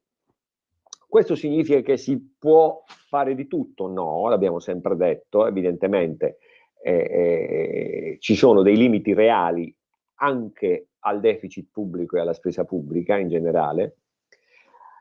Questo significa che abbiamo speso bene i nostri soldi e quindi questa crescita del PIL è proprio attribuibile alla nostra maggiore libertà in termini di deficit di spesa pubblica? No, perché il tema che poi io introduco parlando di superbonus è il seguente. La disputa sul superbonus, allora facciamo una premessa, è oggettivamente evidente che la spinta del settore delle costruzioni è stata rilevante nel consentire al PIL di fare quella crescita dal 2020-21 in avanti. Perché ricordiamolo, oggi rispetto al quarto trimestre 2019 l'Italia è il paese che è cresciuto nettamente più rispetto a Francia e Germania. Questo è un dato di fatto. Tuttora siamo avanti di qualche punto di PIL rispetto a loro, facendo base nel quarto trimestre. C'entra il superbonus? Sì, è evidente, il settore costruzioni ha delle performance in termini di crescita della produzione, crescita degli occupati, crescita dei salari, evidente. Ma il tema non è questo, come spesso come dire, è proprio il punto su cui ci si divide, ma non è questo il punto dirimente. Il punto è, ma questa spesa è stata di qualità? Le risorse pubbliche che sono state impegnate avrebbero potuto essere utilizzate diversamente, con maggiori effetti sulla crescita e minori effetti sull'indebitamento? E questo è il punto su cui i sostenitori del superbonus spariscono all'improvviso, non rispondono più. Perché la mia considerazione è che, e ci mancherebbe altro che con tutte quelle decine di miliardi impegnate nei bonus edilizi non ci fosse stato un impatto sul PIL, e ci mancherebbe altro. Sarebbe stato, come dire, cancellare le regole dell'economia. Ma rispetto a quello che abbiamo impegnato, cosa è accaduto? Qual è l'effetto moltiplicatore sul PIL? E su questo le opinioni sono molto discordanti. Per cui riconosciamo il fatto che le nostre scelte di politica economica sono state liberate dai vincoli di Bruxelles, questo è il fatto fondamentale. Poi però esprimiamo qualche dubbio, ecco, vorrei essere così prudente, esprimiamo qualche dubbio sul fatto che avremmo potuto fare altre scelte. Perché non abbattere il cuneo fiscale in modo significativo e quindi facendo salire il potere d'acquisto dei percettori di reddito fisso in modo significativo, abbassando il loro carico fiscale?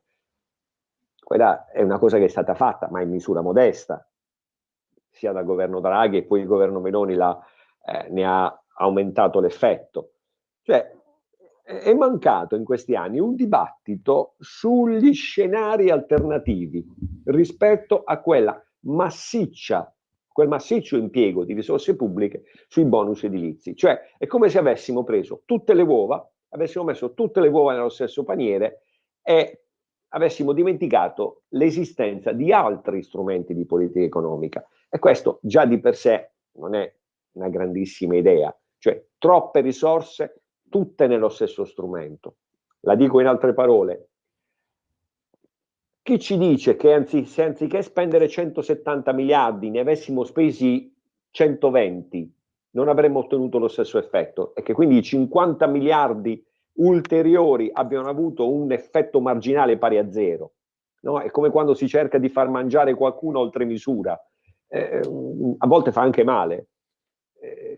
Per cui la giusta dose andava data, probabilmente ne è stata data una dose eccessiva. Però veniamo ad oggi, questa è già la storia di ieri. La storia di oggi è che ormai su tutti i giornali, proprio da qualche giorno, noi ne abbiamo parlato anche prima, ma non vogliamo rivendicare nessuna primogenitura, qui il problema è evidente, siamo di nuovo di fronte a un forte aumento dei costi energetici. E questo sta fermando l'industria italiana ed europea. Se a questo ci aggiungiamo la frenata del settore automobilistico, anche questo danno autoinflitto causato dalle scelte di Bruxelles, oggi abbiamo il dato della produzione industriale italiano che è stato non un dato ma un tonfo, il dato di dicembre. Questo ci dice, quindi il dato più fresco, che magari ci dà anche un'idea del perché poi il PIL nel quarto trimestre del 2024 sia risultato stagnante, la crescita sia risultata zero. Certo, con quella produzione industriale in calo era difficile immaginarsi altri dati.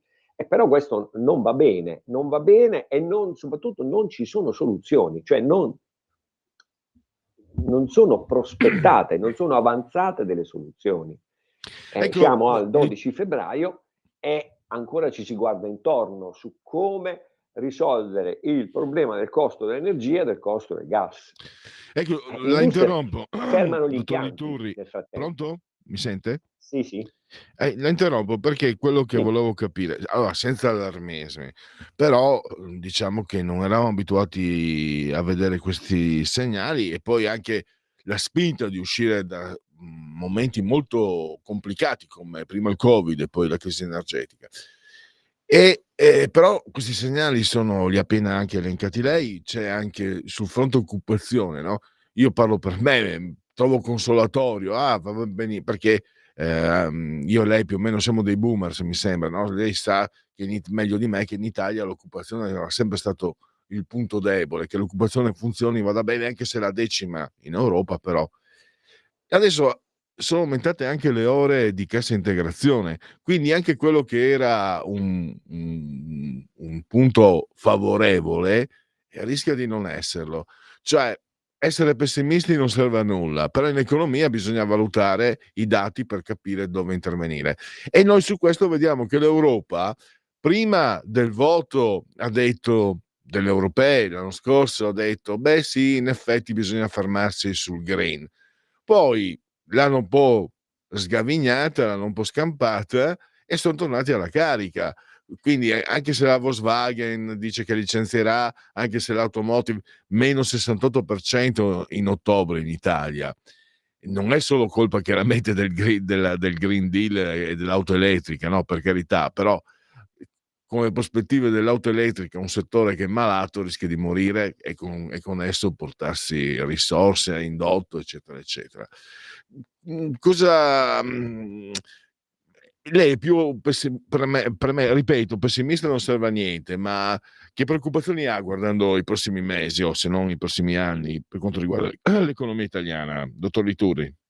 Guardi, io le dico, a breve io veramente tocco ferro, ma io temo che potremmo vivere un'altra crisi dei prezzi energetici molto simile a quella dell'estate del 2022. È davvero tocco ferro, però ci sono molti segnali che depongono in questo senso, perché sono all'opera le stesse persone con le stesse idee sbagliate.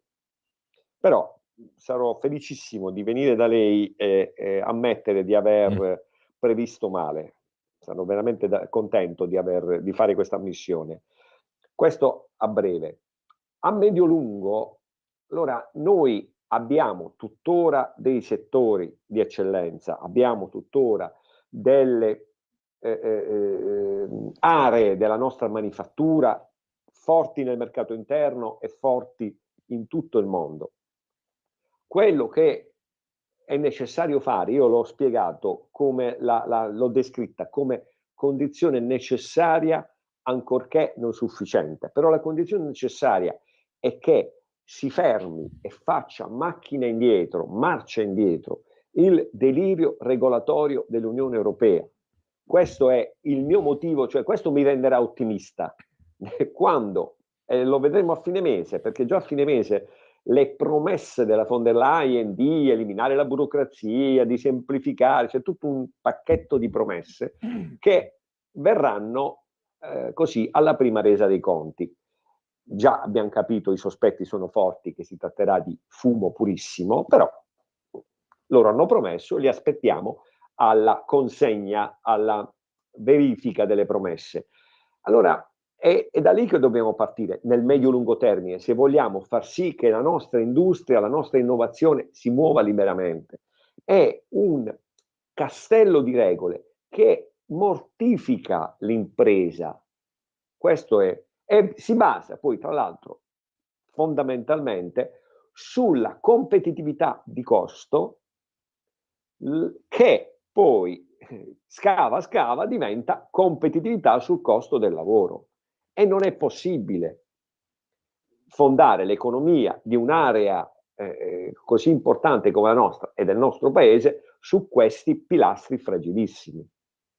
Allora, io stamattina proprio ho ascoltato il vicepresidente Vance, che ieri era a Parigi per partecipare a questa conferenza su intelligenza artificiale, che ha detto chiaramente, è stato cristallino, ha detto alla von der Leyen e a tutto l'uditorio che lo ascoltava: la dovete smettere con queste regole che, anziché incentivare, deprimono. Ha usato proprio delle parole chiarissime da questo punto di vista. Allora, io mi richiamo alle parole di questa persona che mi ha molto impressionato, perché in 1 minuto e mezzo è riuscito a dire parole pesanti come pietre, così, con lo sguardo attonito della von der Leyen che non sapeva dove mettere la faccia. Lei e il suo sistema, la destinataria di quegli inviti di Vance. Bene, è necessario che ci sia un cambio di rotta serio da questo punto di vista. E tra 2 settimane, ormai tra 10 giorni, ci saranno le elezioni in Germania.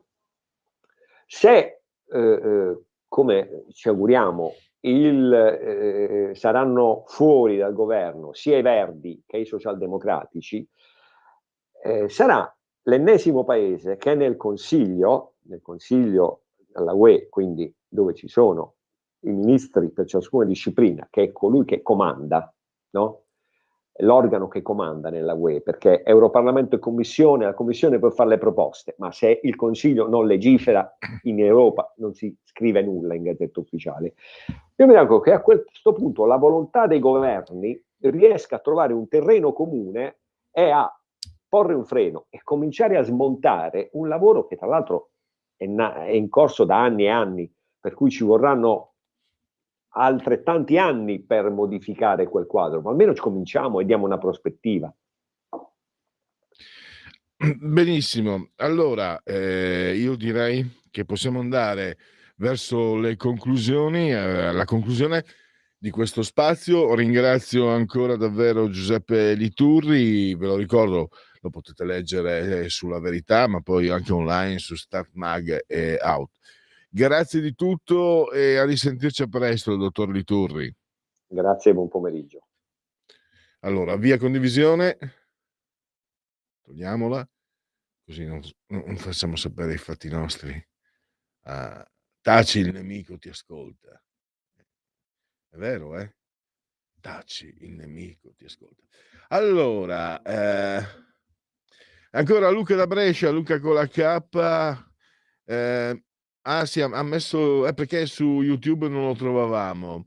Non ascoltando rumori di fondo provenienti da quelli di Sanremo, mi concentro su ciò che è musica. Che ne dici di ascoltarci una bella canzone che richiama le nostre antiche tradizioni celtiche in ricordo delle nostre precedenti vite? La canzone Le nostre vite precedenti di Gian Castello. Allora, va bene, abbiamo anche quelli come eredi, anche i Celti. Comunque è davvero, per esempio, i Celti hanno lasciato dalle mie parti l'eredità nella misurazione agraria, proprio sono misurazioni celtiche. Il campo in quello che si usa in Friuli è proprio una misurazione celtica, il covone di fieno e poi i suffissi di vari comuni, Spilimbergo, no, Spilimbergo è tedesco, altro.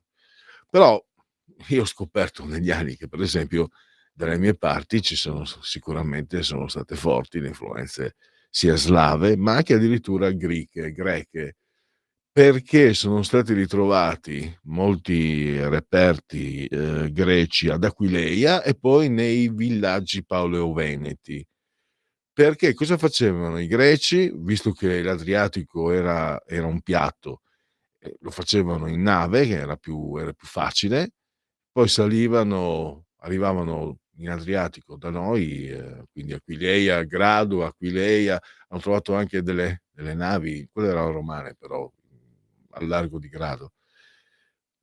Iniziavano i loro commerci, quindi facevano i loro commerci e poi attraversavano la pianura padana, in quella che poi è diventata la via Francigena, e risalivano, pensa Gian, qui a Gola Secca per andare dove? A Lutezia, la mia carissima Parigi, e quindi per proseguire questi commerci. Poi la via Francigena, che qui saliva a Gola Secca, invece si biforcava e andava dritta fino addirittura poi a Santiago de Compostela. E allora facciamo un omaggio ai nostri avi celtici grazie a Sveva che ha preparato Gian Castello, le nostre vite precedenti. Grazie allora a Sveva, magnificamente sulla tolla di comando e regia tecnica, e grazie anche a tutti voi per aver scelto ancora oggi, anche oggi, Radio Libertà.